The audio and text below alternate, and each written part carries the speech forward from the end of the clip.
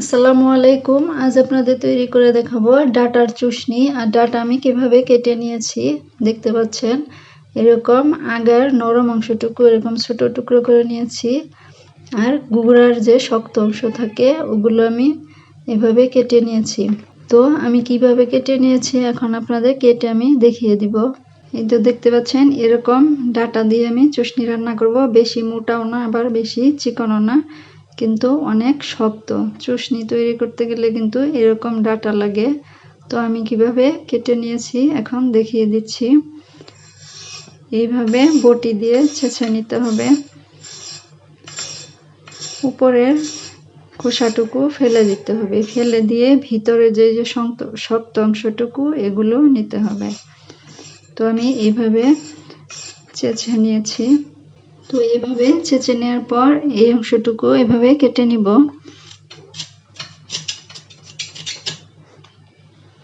তারপর আবারও এই পাশের অংশটুকু এভাবে ছেঁচে নিতে হবে ভালো করে। তারপর এরকম ছোট টুকরো করে কেটে নিব। এরকম ছোট টুকরো করে কেটে নেওয়ার পর তারপর সাইড দিয়ে এইভাবে অল্প একটু কেটে নিতে হবে। এই তো দেখতে পাচ্ছেন এইভাবে কেটে নিলে ডাটা সিদ্ধ হবে, ভিতরে মশলা ঢুকবে আর খেতেও ভালো লাগবে। তো এইভাবে করে আমি কেটে নিয়েছি। আর ডাটার যে আগার অংশ থাকে নরম, ওগুলো আমি নিয়েছি এইভাবে ছিলিয়ে। শুধু শক্ত অংশটুকু দিয়ে চুষনি খেতে ভালো লাগে না, এরকম নরম অংশটুকু নিবেন, তাহলে দেখবেন খেতে অনেক ভালো লাগবে। তো এইভাবে করে আমি টুকরো করে কেটে নিয়েছি। আর এখন কাঁঠালের বিচি আমি কিভাবে কেটে নিয়েছি দেখিয়ে দিচ্ছি। তো আমি বটি দিয়ে প্রথমে এইভাবে ছিলিয়ে নিয়েছি।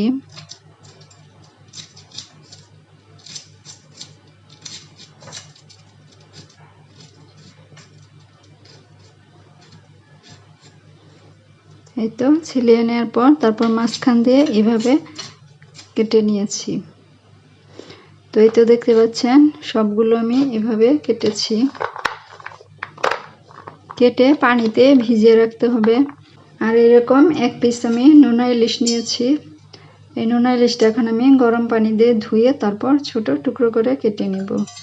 এখন চলে আসলাম মূল রান্নায়। এর জন্য প্যানটা গরম হলে দিয়ে দিব সয়াবিন তেল পরিমাণ মতো। তেলটা গরম হলে দিয়ে দিব পেঁয়াজ কুচি। এখন পেঁয়াজটা একটু ভেজে নিব হালকা ব্রাউন হয়ে আসা পর্যন্ত।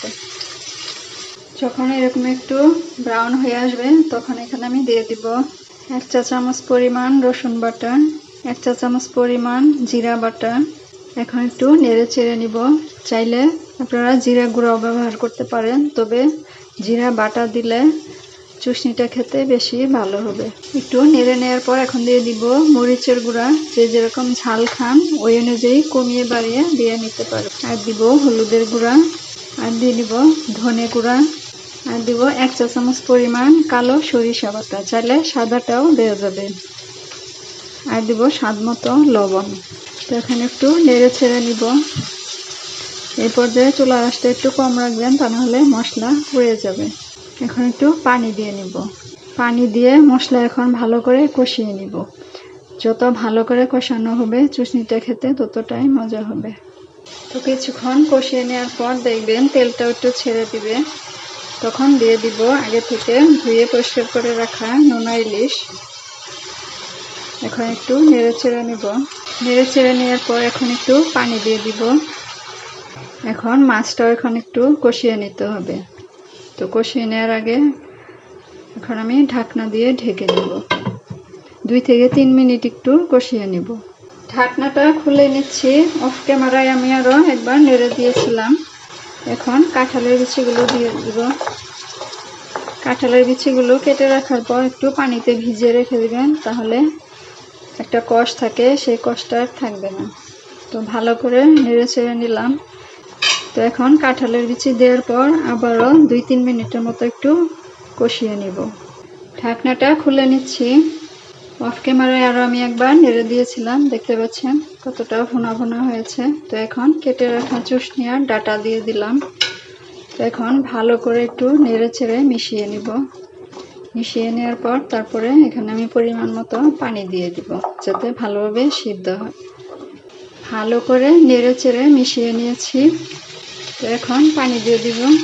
পানিটা মোটামুটি দিতে হবে যাতে একটু ডুবে ডুবে থাকে সবজিগুলো, তা না হলে সিদ্ধ হবে না কাঁঠালের বিচি আর ডাঁটা।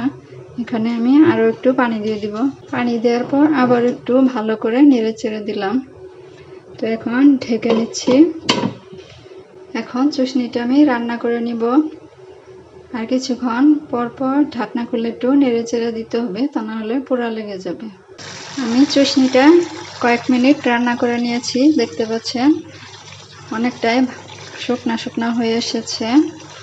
এখনো আর একটু ঝোল আছে, তো আরো একটু জাল করে ঝোলটা একটু টানিয়ে নিতে হবে। আর কিছুক্ষণ পর পর নেড়ে দিতে হবে।